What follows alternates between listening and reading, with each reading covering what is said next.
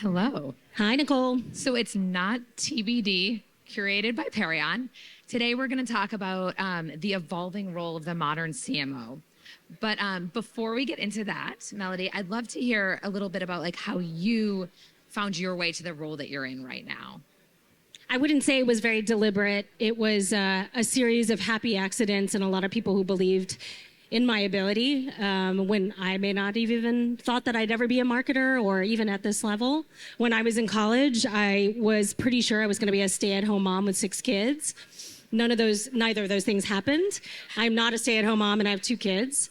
But I have always loved communications, and so I started my career in PR and then started moving my way around from PR to marketing and then through several different brands. And now I find myself at Mercedes-Benz. Which is incredible and an iconic brand. But like, what experiences have really shaped your perspective as a brand leader along the way? At the end of the day, whether it's communications, it's marketing, whatever it is, storytelling is key.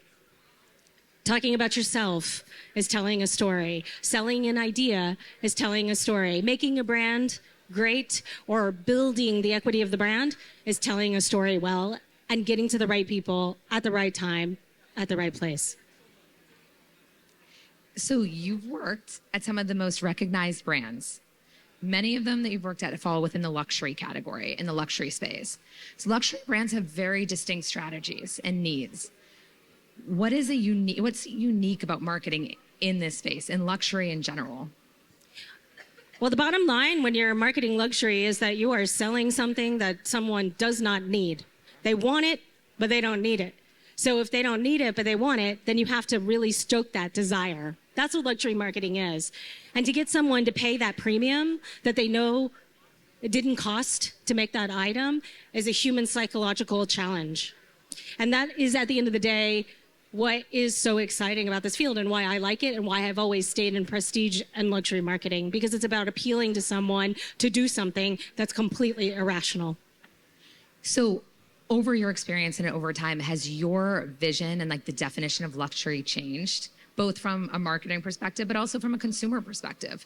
Yeah, I don't think it's so much my definition, because I think marketers have to think about what luxury means to the customer. So just as you said, so it's really about the changing definitions by generation when it comes to luxury. So we've seen that shift a lot since I started my career over 20 years ago, whereas exclusivity was the name of the game and just being like one car short.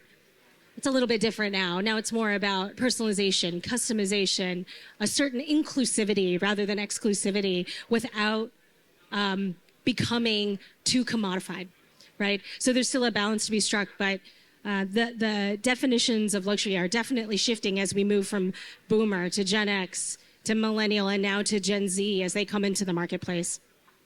Which that's a great point. And like, especially with Mercedes being such an iconic brand, you know, you stepping into this role, what was the first thing that you wanted to change and evolve? But also, what are the things that you had to keep and stay to really like keep like the heart and the ethos of Mercedes? I actually came in with a goal not to immediately change anything. I have had many times in my career when I've been brought in to be a change agent or to challenge the status quo. But I think I did a lot of shooting before I did, some actual listening. And so in this job, I made a very deliberate decision, thanks to a really great coach that I have, to come in and just listen, observe, and watch. Because Mercedes-Benz is a 140-year-old brand. You don't really need to come in and shake things up. You need to come in and learn and respect and then figure out how you make it relevant for the next generation. Which makes sense, because you don't want to lose what you have and like that brand equity, and that that people have such an affinity for the brand.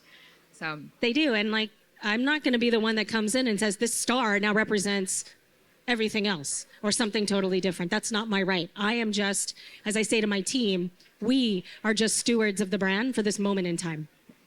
So it's interesting. So as you said, a lot of people in your role will come in as change agents, make changes very quickly without learning and evolving. But that's like, those types of decisions are such a big factor in what we think of when we think of the modern CMO and the title of the CMO. But it's changed so much. And there's been and we talked about this the other night, there's been so many articles recently, both in Harvard Business Review and Forbes, and there was one, I think, this week in Ad Age, about how the title of CMO and the expectations and what we all think about it doesn't encompass what you're actually doing, right? So, like, what do you think about that? Like, what do you think about this role in the marketing and how it's evolved and changed? I mean, if you just look at the responsibility areas that I have within my remit, I should be the CMO, the Chief Digital Officer, the Chief Communications Officer, and also the person internally who's most responsible for bringing the brand to life with our employees, right? So it's a bit of an HR job too, right? So CMO just now, I think, can mean so many different things, but our job is to bring the brand to life with anyone we can, internally, externally, tell the story, sell the product as well. But it's become art and science, whereas in the past it might have been more art than science. Now we're also expected to be analytical, understand AI, understand data science.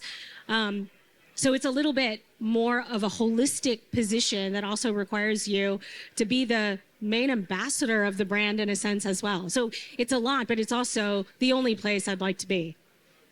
Which is great. I mean, so in that sense, like, what does your day-to-day look like? Like, who are you talking to every day? Like, what is this like in that role? I mean, you mentioned so many different departments and so many different teams, but like, what is encompassing what you're doing every day? You know that expression, death by 1,000 paper cuts? I call it death by 1,000 meetings a day. We're an old company. We're a corporation. We have our bureaucracy and our processes. It means a lot of alignment meetings, and before the alignment meetings, pre-alignment meetings to make decisions. It's a German company, right? And so this is just what comes along with the territory. But I love the fact that I can switch between so many different topics. I can go from talking about lead generation on the website to talking about a PR strategy for a car launch, right? And then I can go from that into a review of a TV commercial that we need to get on air in 2 weeks or whatever it is. Psychologists call it switching costs, and there's a cost to switching that many times during the day, but it also is incredibly exciting for someone who needs to be stimulated by a lot of different topics. So it's bouncing around and talking about a lot of different things. Like one moment I'm like, do I like this voiceover talent? And then the next moment I'm like, should we be serving a red car or a blue car on the website, right? So it's great. That's fun and different, right? No day's the same, no week's the same. It's all challenging. So what's inspiring you right now? Both, I would ask that about Mercedes inside the company, but also outside. Like, what are you seeing that's really inspiring you in our industry?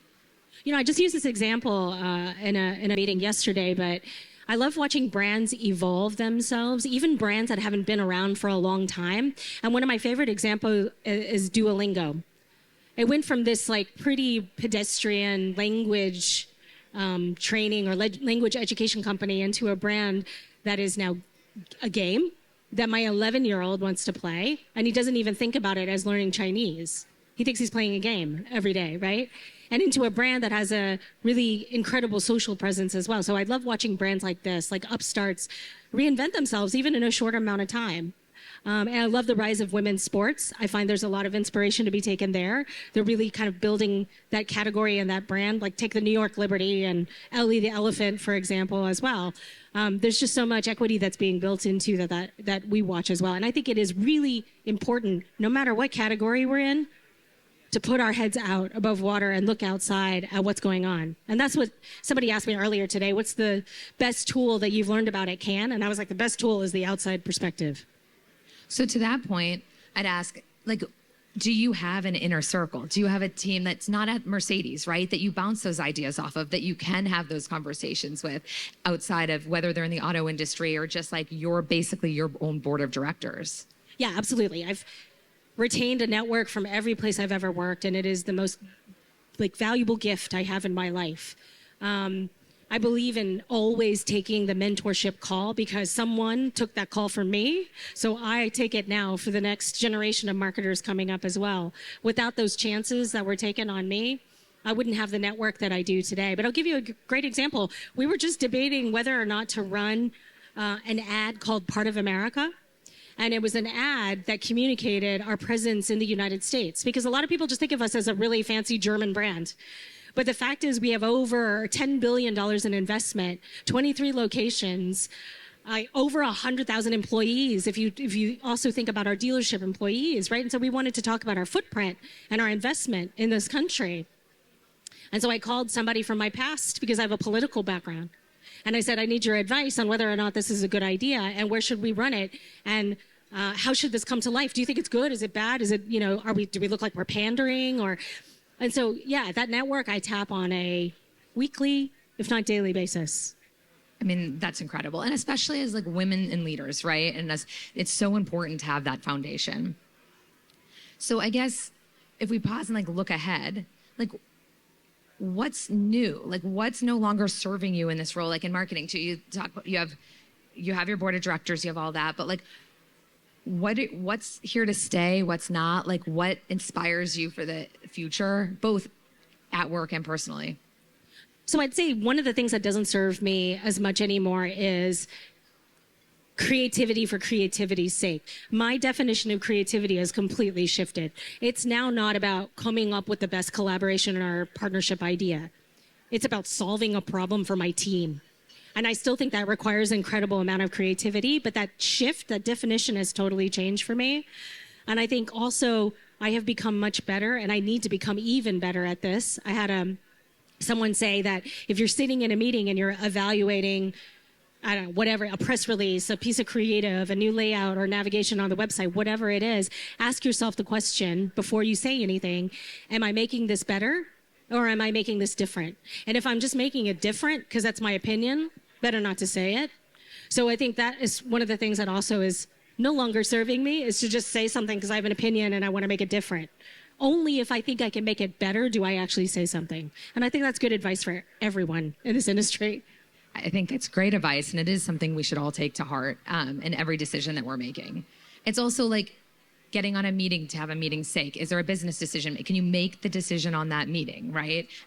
It's the same type of thing. But so I guess like in that sense, like you've spoken a lot, not necessarily here, just in general, about the importance of brands being part of culture too, and not just like the category, right? So how are you deciding right now where to show up, and like what makes that moment feel authentic? Yeah, I mean, there's no strong brands without cultural relevance. They have to be relevant in pop culture. Now, the challenge for a 140-year-old brand and luxury brands is that they also have to have a point of view. So we can't be led by trends. We can't be led by whatever the creators are telling us is cool, because that's a flash in the pan, right? And to stay around for the next 140 years, we have to figure out where the trends are going, play in the areas in an appropriate way, but then also know when we just have to have a point of view and stay steady on that point of view. So it's a tricky balance that we try to make and achieve every day. But we listen to our influencer community. We listen to our creator community. There's so much love for Mercedes-Benz out there, whether it's our classic cars or our current cars, performance with AMG, our really high-end cars like Maybach. There's so much love, and therefore a lot of buzz that we can track as signals for how we decide how we go to market.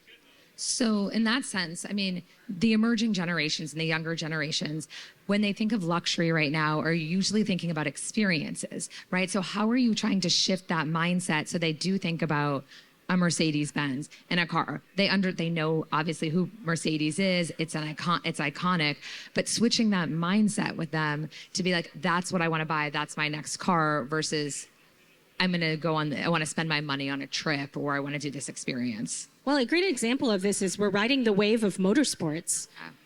The rise of F1 and the popularity around it, thanks to Drive to Survive on Netflix, but also just a general interest in the sport, and 3 races now in the United States, means that we have an opportunity to capitalize on that. We have the Mercedes-AMG F1 team, right, with George Russell and Kimi Antonelli.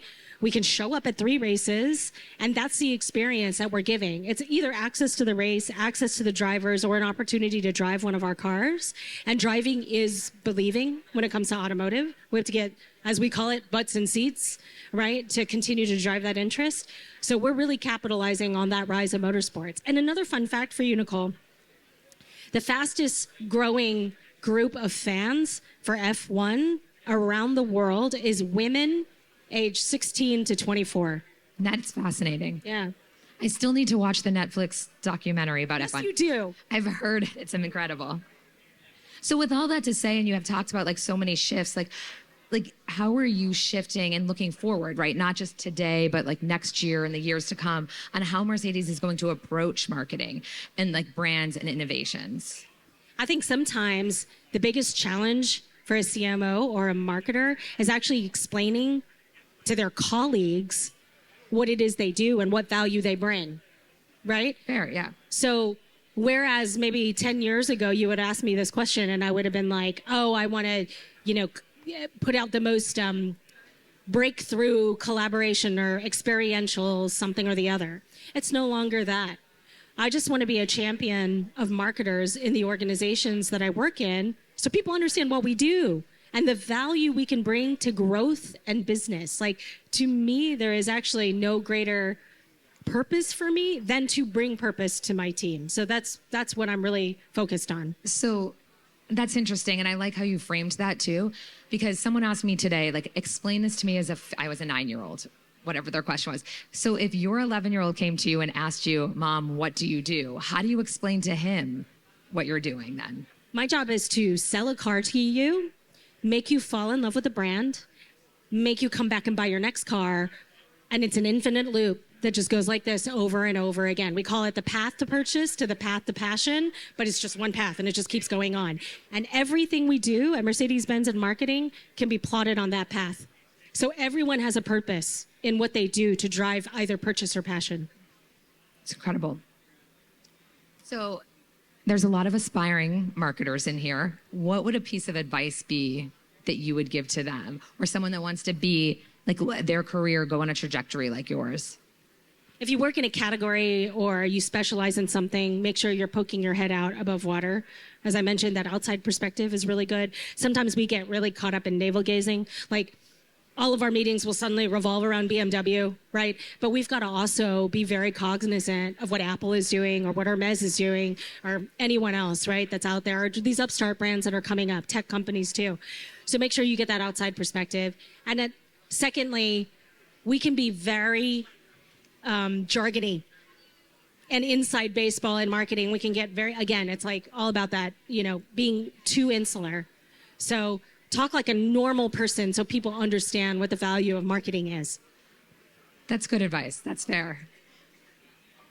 So what's in your then CMO toolbox right now, from like tech to team structure, your personal habits, all of that?